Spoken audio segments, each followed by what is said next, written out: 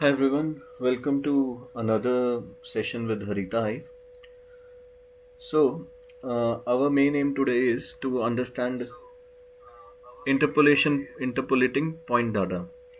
Now, there is a excellent practical for this available on this website, that is QGIS tutorials. What you have to do is simply open this website, that is QGIS tutorials. This is by Ujjwal Gandhi, and it has many practicals that you can attempt to improve your familiarity and your knowledge of QGIS, right? So here you will find that there is, in the advanced GIS operations, you will find interpolating point data. Just simply click on this one. Now we will understand this using this practical, like what is interpolation. What actually interpolation means is, so after this practical you will have the idea how a non-continuous data can be made continuous. So for example, if you have some point data, how can you actually make a continuous raster out of it? Okay, so the values can be in the form of elevation, or it can be some other values. For example, some if just not spatial data, it can be something like the values in chemical quantity, concentration. So you will basically understand how interpolation works. Okay, now interpolation, will go through this step by step. So interpolation is commonly used technique to create a continuous surface from discrete points. A lot of real world phenomena are continuous: elevations, soil, temperatures, etc. If we want to model these surfaces for analysis, it is impossible to take measurements throughout the surface. Hence, the field measurements are taken at various points along the surface, and the intermediate values are inferred by a process called interpolation. Now, I want to give you an example. For example, think of a lake. You want to map the depth of the lake at each point. It is not so easy task. It will be expensive. It is tedious. It includes a lot of manpower or some expensive machinery, right?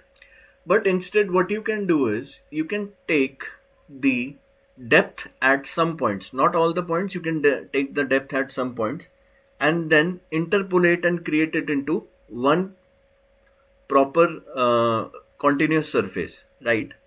So it will be not exactly like the original one, but it will be very similar. So you, that because of the constraints that we have, now you will get an idea of the surface. Okay, now we need to download the data. So you can directly see there is this line, that is, for convenience you can directly download the sample data used in this tutorial from the link below. Simply click on this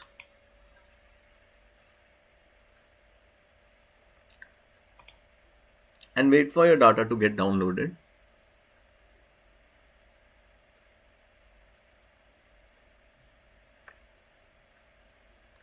Once your data is downloaded, what you can do is create, for example,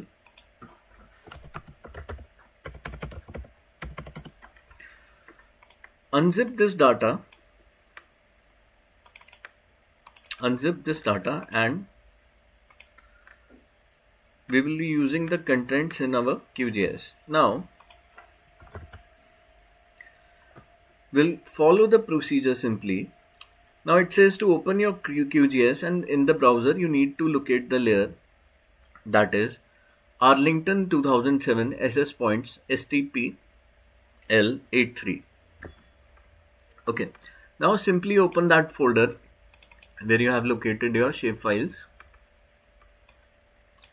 So here you will find that there are two shapefiles with the name Arlington in it. Now you have to look for the one that is Arlington, starts with the name Arlington 2007.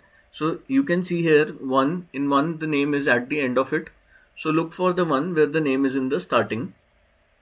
So for example, here it is. Simply drag this file to your QGIS. A moment.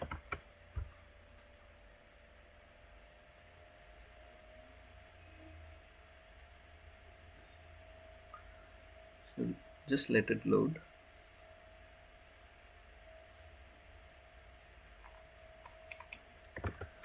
Simply drag your file to the QGIS. So what do you see here? You will see that there are lots of points here. So this data comprises of points. Okay, I will explain what these points are, but they have some observation values. Now for each point, if you choose the identity tool, right, and you click on each point, there is a elevation mentioned it. So the elevation of it is 542. So every point has a elevation. Okay, so this might have been this could have been the data taken from a lidar or from any source that creates points. Generally point clouds, they are called as point clouds. Okay, now as you can see clearly, this is not continuous data. You don't have a value at every point. At many places the value is not defined. Okay, now our aim today is to understand the possibilities that we can use in QGIS to make this data from non-continuous to continuous, that is to give a value at every place here. Okay, now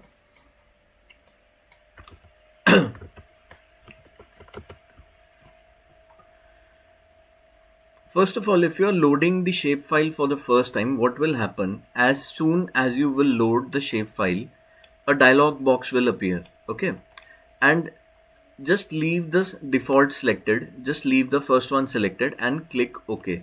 So this is your QGIS asking that in which projection system or transformation do you want the file. You can simply select the first one and click OK. Now the layer will be added. As I showed you, this is the layer. Now locate the other layer, that is the boundary 2004.shp, and move it to the QGIS. So here is the layer, that is boundary 2004 shp. Now you can simply drag it to your QGIS. So you can see the layer completely masks our points. Okay, so this is the boundary of this data. Okay, now we will understand here how we will be using this boundary in our interpolation. Okay, so we will be using this boundary to define the extent of the interpolation that we will be doing.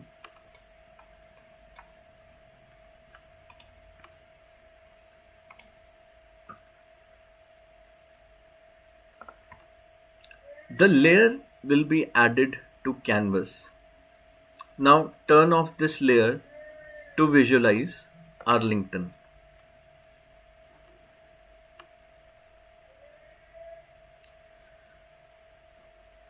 So we already discussed, if you click the zoom button and you go to each point, so these readings have been taken by a depth sounder. So this is some kind of lake, and what they have done is at each point there was this instrument, that is the depth sounder, and it found out the depth at that particular place. Okay, so at each of these points the depth sounder found out the depth. Now as we already did it, we selected the identity tool. You will see that the attribute value of the points will come up, and there is this attribute, that is the elevation. Now elevation attribute contains the depth of the lake at that location. Okay, as our task is to create a depth profile and elevation contours, we will use these values as input for interpolations. From browser, locate and drag the island shapefile. So simply go to your browser and look for your island shapefile, that is this one. Simply move it to your QGIS. Now you can see there is something, there is a mass of land in this lake. So we call them as islands. So we have its shapefile. Now when we will be doing the interpolation, the interpolation of the points representing the depth. Now, because this is a mass of land, these islands shapefile, there is no depth here. This is a plain area, right? So we will try to incorporate that in the method. We will incorporate that this is a plain area and interpolation will not happen at this place. So there will be no value produced at this place. Okay. Now,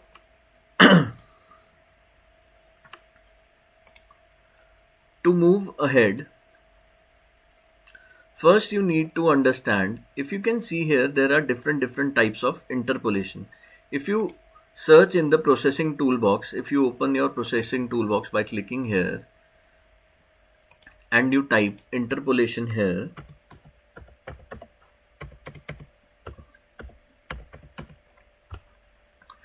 you will find some kind of interpolation methods available with the QGIS. So IDW is available here, line density is available here, tin interpolation is available here. Okay. Now, heat map is a very basic kind of interpolation. Now, let me give you an example.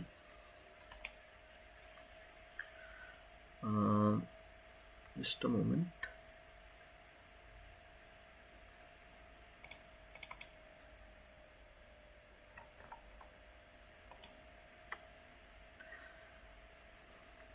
Now, the most famous methods are Thyssen polygon, IDW, kriging, spline. Okay. So there are many other methods also which are not mentioned here, but there are like numerous methods. It depends on your application of use, which method you want to actually use for your data. So we will just try to understand some of the methods here. We will have a look how these methods are defined. Now, in the very earliest of times, when we did not have these computers and everything, Thyssen polygon was used widely. Nowadays, IWD and kriging is the most widely used one, but back then Thyssen polygon was used. Now, for example, let us say there is this presentation by Southern Sierra Critical Zone Observatory. So we will use their examples to understand Thyssen polygon. For example, there are 6 points and you have the precipitation value at these 6 points. Okay, you have the precipitation value at 1, 2, 3, 4 and 6 stations. So across the city or across anywhere, there are 6 different stations where rainwater was collected, and the total amount of that water collected is here to the scale. Okay. Now, I have 6 points, but I want to create a continuous precipitation raster for all that area. How will I do that? To do that, what I have to do is somehow make the use of these 6 points and create a value for every point where the value does not exist. So for example, let these be the 6 points and this is my city. Let this rectangle be my city and these are the 6 points where rainfall measurements were taken. Now I have to create a value at every point. Okay. So the first thing that you can do is connect these points to their nearest points. Make sure there is no intersection of lines. Okay. So this is the step 1. Now you could say we could have taken a line from here to here. Okay. But we choose the points that are the nearest one. Right. Then the second step is to create from the middle line, from the middle point, a line that extends as a perpendicular. So if you can see points here, these are perpendiculars. So these perpendiculars meet at a particular point. You delete the lines that are beyond this particular point of their interconnection and connect them to the end of the boundary. So you will see that we are able to convert it into this. So now every polygon here has a value.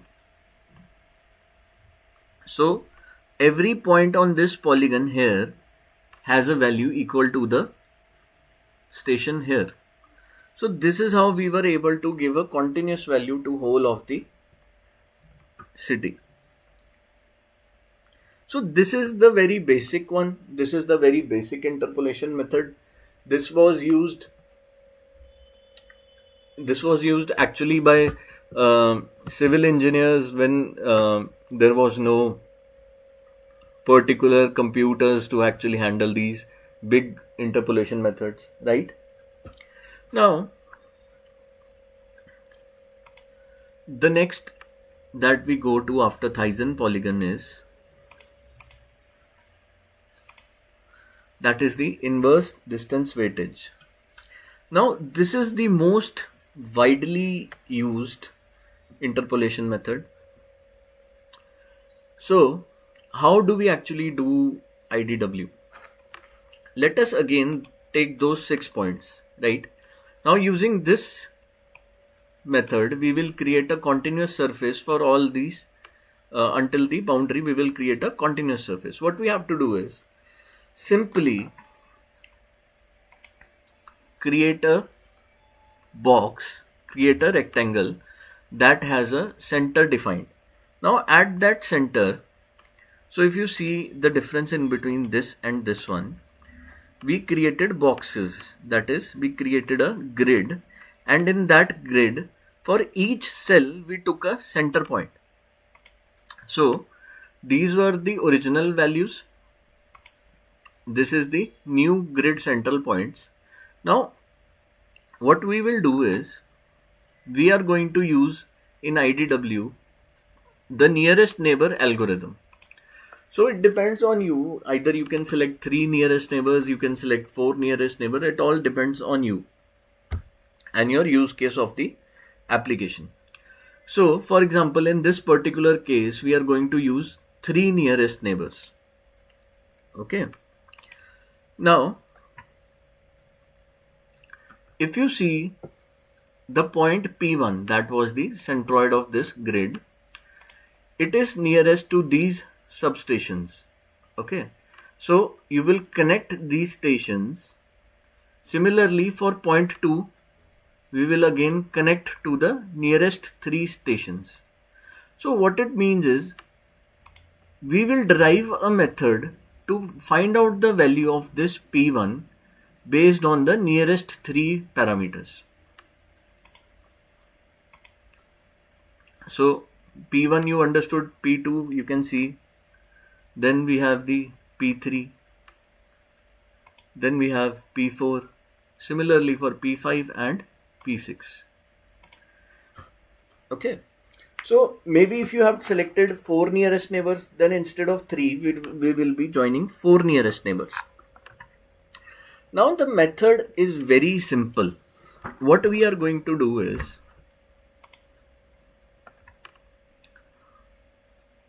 let me take this image from here.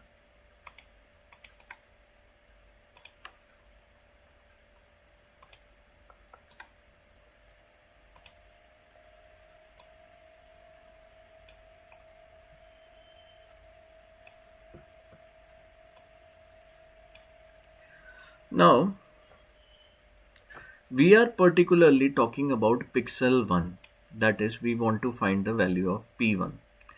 In this particular example, if you look, the distance of this pixel from this and this. So this is the substation 1, this is the substation 2 and this is the substation 4. So the distance of it was 1.2 centimeters. So this is 1.2 centimeter, 3.8 centimeters and this is 6.4 centimeters. So as it says in the name, inverse distance weight,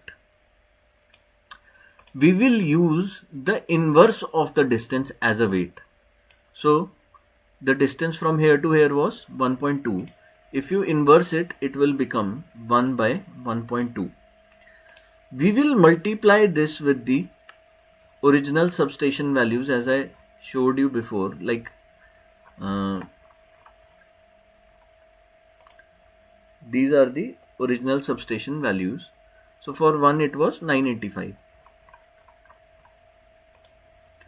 So we multiply this with the annual precipitation at these 3 points, that is 1, 2 and 4, that is the inverse of the distance, and divided by the total of the inverse of the distance.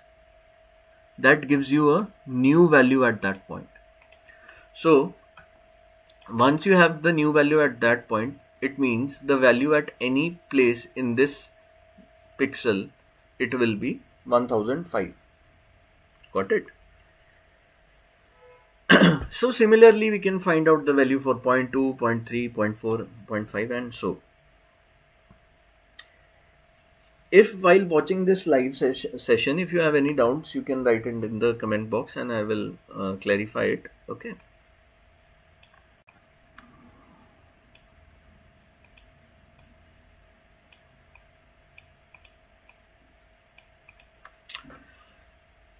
Now,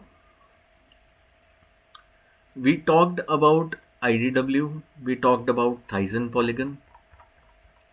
Then there is kriging, right? Then there is spline. We have talked about kriging and spline in our theory lectures, right? Now, there are some more interpolation methods that might be interesting to us. So one of them is tin. So we will look for tin.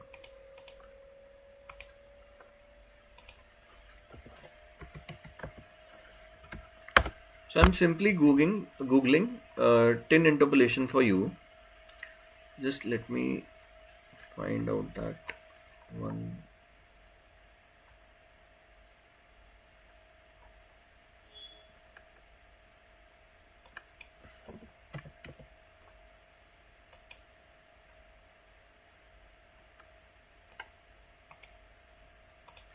So this website has a very good definition to explain what is tin. Now, tin is called as triangular irregular network. Okay.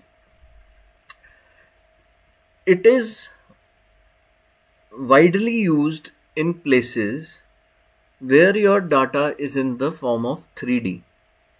So when your data has X, Y as well as Z in it, particularly for terrain models and elevation, this is regularly used. Now, one thing about tin is sometimes this question is also asked in many of the examinations like GATE. The product of tin is a raster or vector. Now, when tin is being used, or you can say when you are producing a tin, it is actually a vector. You can use tin to produce a raster, but tin in itself is a vector algorithm. Now, a triangular irregular network is a way to represent a 3D surface, but it uses triangles instead. For example, they can show complex surfaces as slopes, elevation. These types of models use triangles which we form by connecting points called nodes. The nodes have x, y and z coordinates. Each triangle is a facet in a tin model. Let's take a look at the tin models in GIS. How is tin actually different from DEM? So DEM stands for Digital Elevation Model. We use it to represent elevation in GIS, but it's a very different thing from tin in several ways. First, tin is more flexible and captures more detailed landscape better. So if someone asks you which is better, tin or DEM, you can say tin is more flexible and captures more details in the landscape. It's able to adapt to changes in terrain better because the spacing is irregular. That is why we use tin for detailed projects in engineering and construction.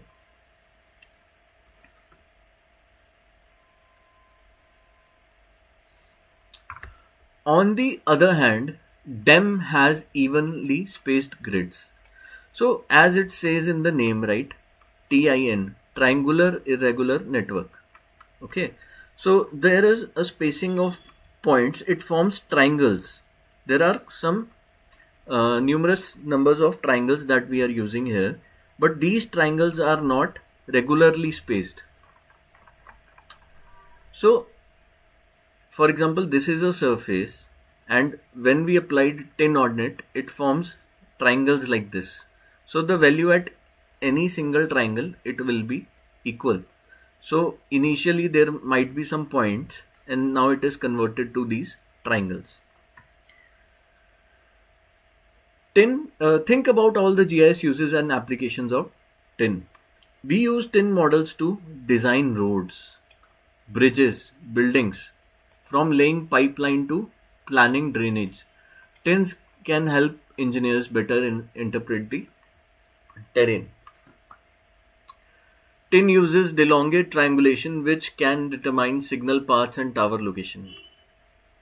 Now, because of this very widespread application of it, the one of the earliest kind of methods that were used to that were based on the same application of tin was, if you go on Google and look for the Great Trigonometric Survey of India. In historic times, there was nothing like GPS, right?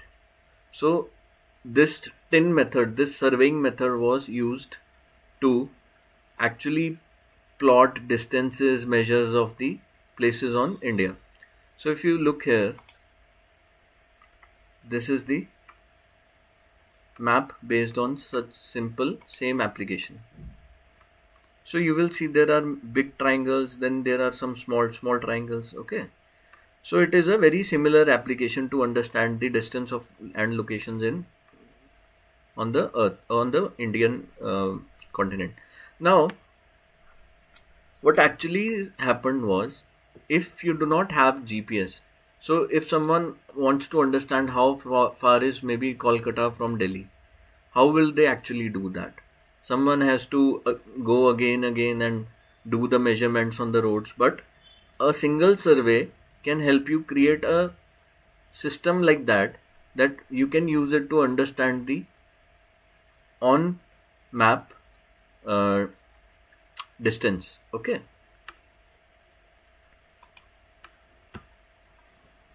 now even some video games use tin model for realistic landscapes. This brings a more immersive and true to life gaming experience. As you can see, tin models bring precision and realism. This makes them useful for representing complex terrains. Now we are going to use this tin model in our practical in QGIS. So if you see, it is available when you search interpolation in the processing toolbox. We have tin interpolation here. Okay.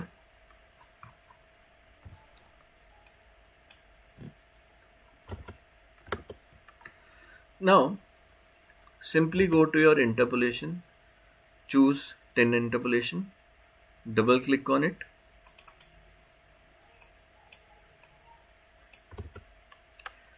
In this tin interpolation dialog box, select the Arlington.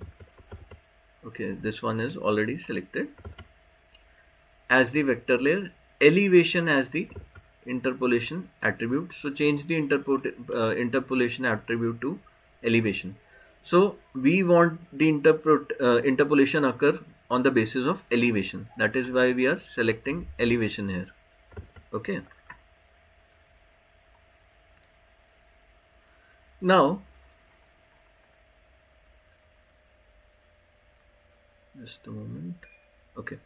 After selecting this, click on the plus button and this will be added to your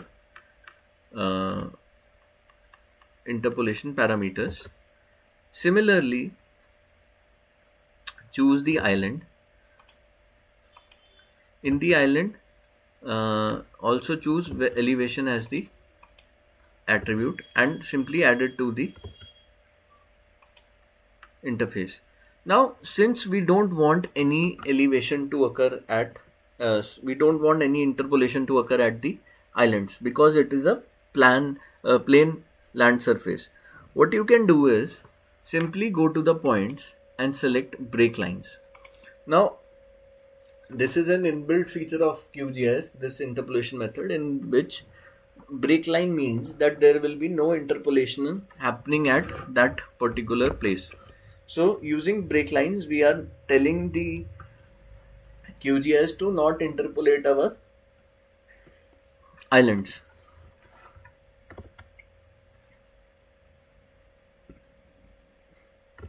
Now, inside of tin also, you see that there are different interpolation methods. One is linear, one is Tauger. Okay, Taucher. So we will go ahead with the linear one.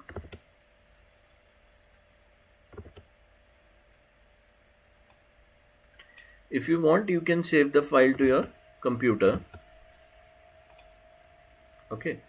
Also, if you want, you can have a look at the triangulation. So maybe let us try to save the triangulation also. We will try to visualize how it looks.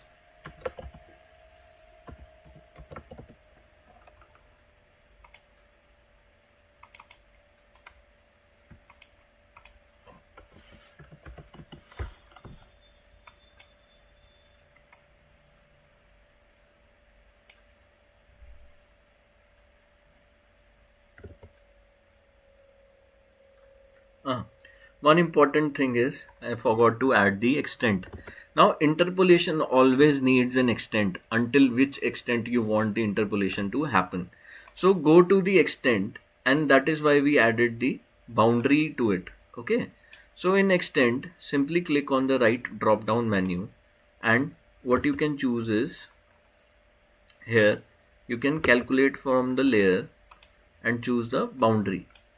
Okay. Let me change the name a little, a triangulation, and simply run it.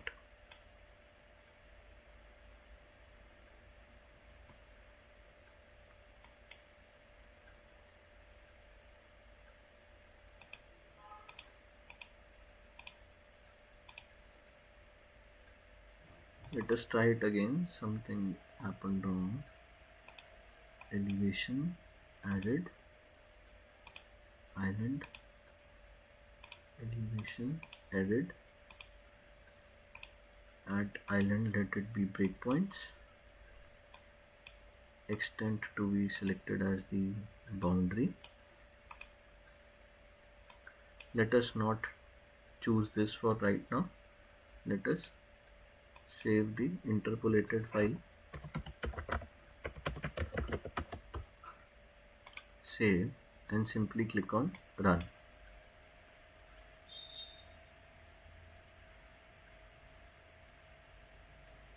So interpolation takes a little time because the data is heavy that we are using right now. So it will take 3 to 4 minutes to process. Let us just wait.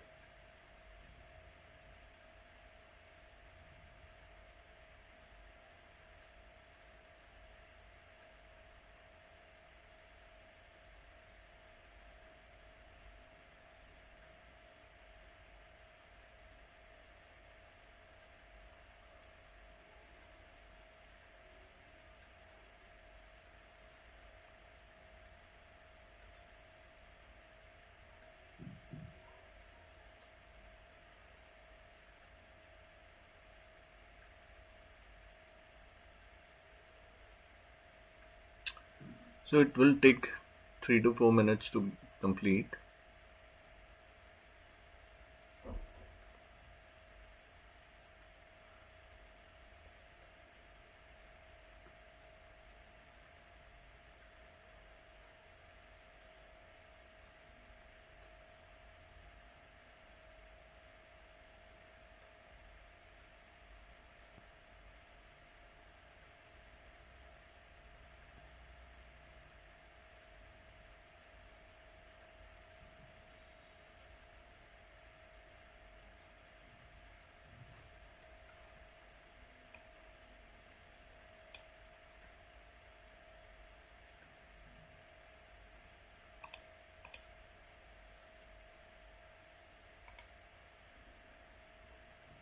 Ah, okay. So there is this one mistake that we did.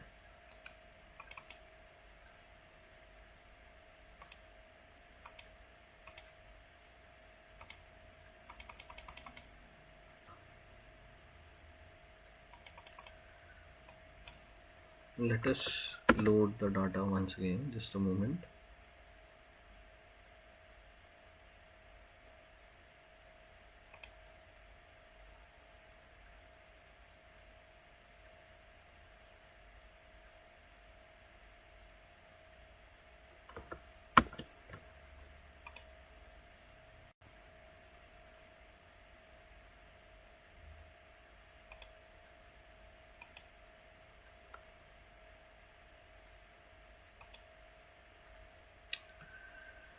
If you don't apply the compression to it, it can sometimes create a problem for you. So for example, for us, it just hanged our computer.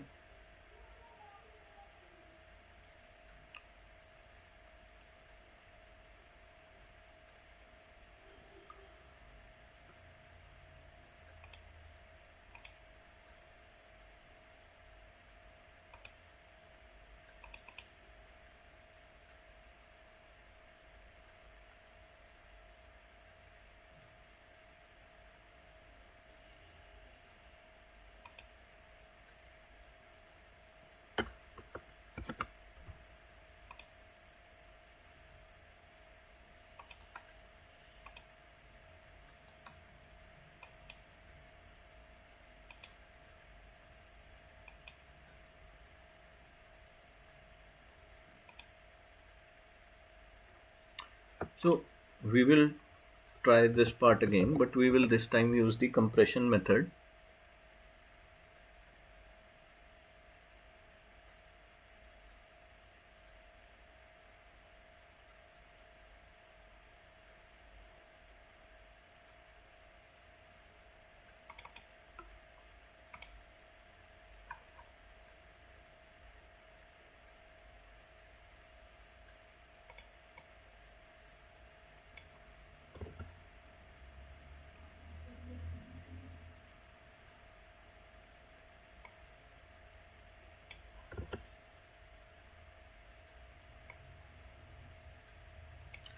So if you see, we have the three layers here. We'll select the interpolation. In interpolation, we are selecting 10. In 10, first choose the Arlington. Because we are interpolating it on the basis of elevation, simply select elevation and add it to the interface. Now also add the island, because we don't want any interpolation to happen over the islands. So simply select elevation here and add it to the interface, and in the island choose break lines. Now break lines means that there will be no interpolation happening over the islands. Now we need to make some changes. Interpolation is otherwise very heavy. You need to bring some changes in here so that the processing is easy on your computer. So for it includes, first of all, you need to change the pixel values. So make the pixel size as 5. Once you select 5, it will be automatically selected as 5 in the other one also. Okay, save it to your computer.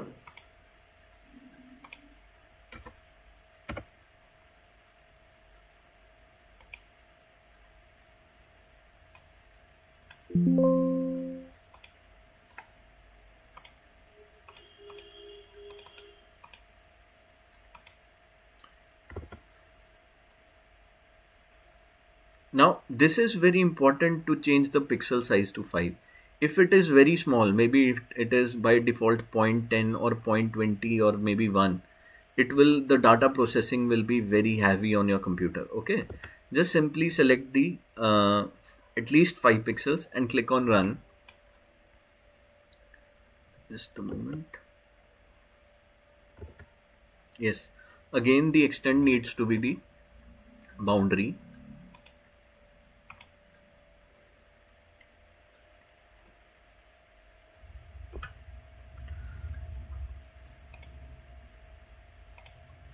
So this is how the interpolated data will actually look like. So this is our interpolated data. Now this data that has been produced is in some the reference of it is, if you see, it is in 2276, that is the project coordinate system. Now when it was produced, this raster, when it produced, it got into the project coordinate system. Now we need to move it to the coordinate system of this other shapefile. So what we can do is check the coordinate system of these files. For example, click on Arrington.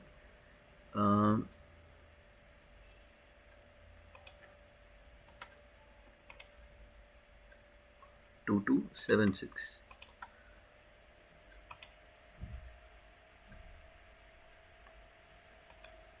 Maybe let us try to reproject it.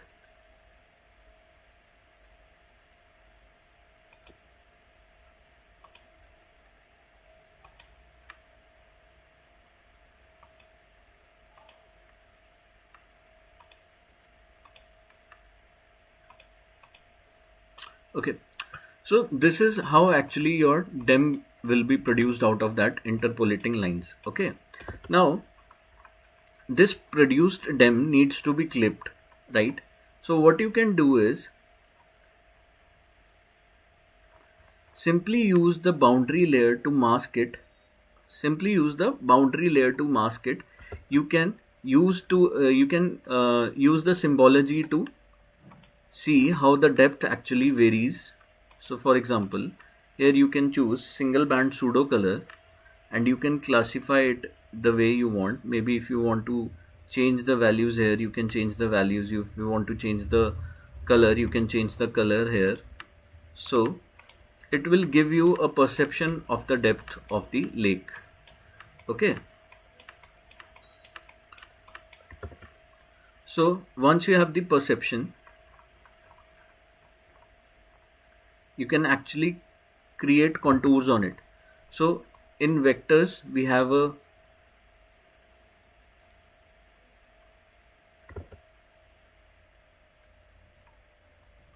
just a moment.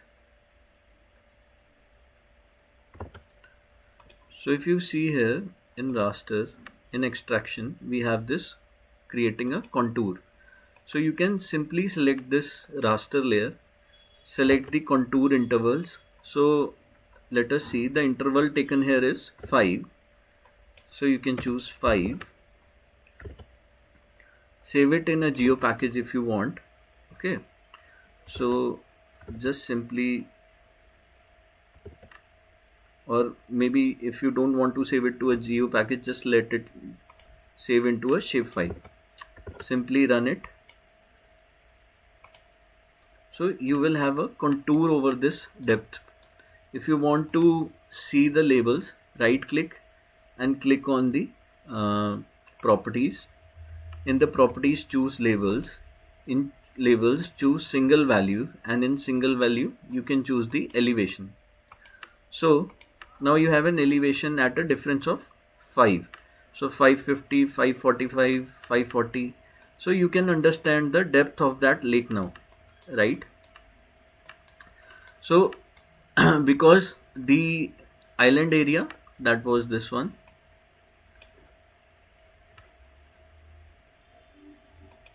Sorry. So if you see, these were the island areas. So there is no further circles of the elevation. Okay, not even in this one. Got it?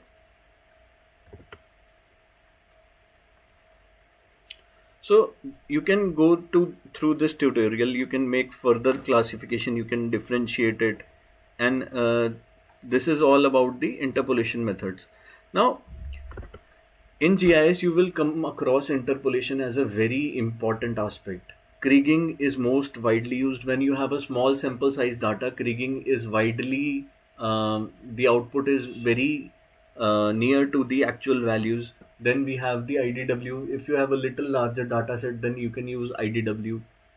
Okay, so just try to find examples where you can attempt these interpolation methods. Okay, this was all for today's tutorial. Thank you.